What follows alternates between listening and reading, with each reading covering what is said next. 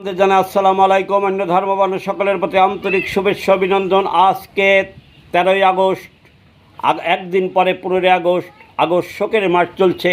সারা বাংলাদেশের মানুষের আবেগ কেটে গেছে, বিবেক জাগ্রত হয়ে গেছে, মানুষ শক্তিতে পরিণত হয়ে গেছে। ইনশাল্লাহ তারা একটি ডাকের অপেক্ষায় আছে। আজ বাংলার কোটি কোটি মানুষ শেখ হাসিনার একটি ডাকের অপেক্ষায়। পুরা বাংলা আজ জাগ্রত। ইনশাআল্লাহ দিন দিন আরও জাগ্রত হচ্ছে। সারা বাংলা জয় বাংলার ভূমিকম্প হবে। একটা কথা বলে যাই, 15ই আগস্ট সুরভি পাকিস্তানি রেখে যাওয়া রক্ত, তুই বলেছিস বঙ্গবন্ধুর মাজারে জুতার মালা দেবী। তোকে আহ্বান জানাই, তুই স্বরাষ্ট্রমন্ত্রীর কাছে নিষিদ্ধ নিরাপত্তা চা। নিরাপত্তা নিয়ে তুই আয়। নিরাপত্তা নিয়ে যদি আসিস তোকে, তাহলে পরে আমরা যারা আছি গোপালগঞ্জের, এবং এখন শুধু গোপালগঞ্জ নয়, গোপালগঞ্জের আশেপাশের জেলার বৃহত্তর ফরিদপুর, বাগেরহাট, মাগুরা, নড়াইল সহ বঙ্গবন্ধুর আদর্শের পাগল যারা আছে লক্ষ লক্ষ কোটি কোটি, তারা কিন্তু তোদের যত বড় নিষিদ্ধ নিরাপত্তা নিয়ে আসিস ছাড় দেবে না, অত লাগবে না। আমাদের গোপালগঞ্জের আমরা পাগল যা আছি তোদের জন্য আমরা যথেষ্ট, যদি নিরাপত্তা নিয়েও আসিস। আর যদি নিরাপত্তা নিয়ে না আসিস, খালি যদি এনসিপি ন্যাশনাল চিটার পার্টি আসিস, তোদের জন্য আমাদের এই যে শিশুলীগ, এই শিশুলীগ কী করবো তোমরা? জয় বাংলা বলি কী করবো? মারবা? হ্যাঁ, জয় বাংলা বলি মারবে। হ্যাঁ, এরা জয় বাংলা বলে তোদের যেখানে যা লাগে তাই দিয়ে দেবে। গোপালগঞ্জের শিশুলীগই তোদের জন্য যথেষ্ট।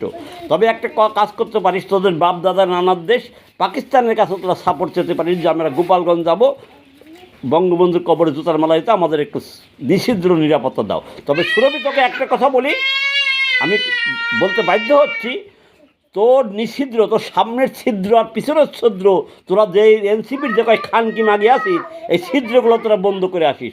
আর না, আমাদের এই শিশুরা কিন্তু তোদের যেখানে যা লাগে সেদিক দিয়ে কিন্তু তাই দিয়ে দেবে। এর বেশি আর বললাম না। তোর যদি ক্ষমতা থাকে, আমরা গোপালগঞ্জবাসী প্রস্তুত আছি। ইনশাল্লাহ চলে আয়, বঙ্গবন্ধুর মাজারে বলে জুতা দিবি, জুতা দিতে হয়। তবে একটা কথা বলি, জামাতের আমিরের বাসায় কিন্তু চিত্র প্রদর্শনী হয়েছে। ওখানে তোদের নাহিদ ইমাম গিয়েছিল, আরও কয়েকজন গিয়েছিল। ওখানে কিন্তু বঙ্গবন্ধুর এক লোক উঁচু করা যে 7ই মার্চের ভাষণ, যে ভাষণ পেয়েছে বিশ্ব দরবারে যোগ্য আসন, সেই ভাষণের ছবি কিন্তু ওখানে প্রদর্শন করেছে।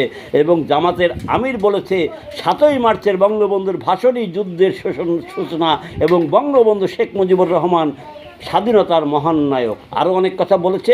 ওখানে প্রদর্শিত হয়েছে বঙ্গবন্ধুর এক লোক উঁচু করা এই ছবি। তাই তো নাহিদ ইমাম সহ আরও তারা কিন্তু, তাদের অনেকের এখন প্যান্ট ভিজে যাচ্ছে, ঠিক আছে, গলা শুকিয়ে যাচ্ছে, ভুঁড়ি কমা শুরু হয়ে গিয়েছে। তারা কিন্তু আসবে না। তুই বললে তারা আসবে না। আমি চ্যালেঞ্জ করলাম, বল সুরভি, আসবে না। তবে তোরা তো কয় খানকিমাকে যদি আসিস, ওই নিষিদ্ধ নিরাপত্তা নিয়ে সামনের ছিদ্র আর পিছনের ছিদ্র বন্ধ করে আসিস। আর না, এই যে শিশুলীগ কিন্তু তোদের যেইখানে যা লাগে, এই যে বাংলার প্রথম হাতিয়ার বাস ঢুকিয়ে দেবে, বলে দিলাম।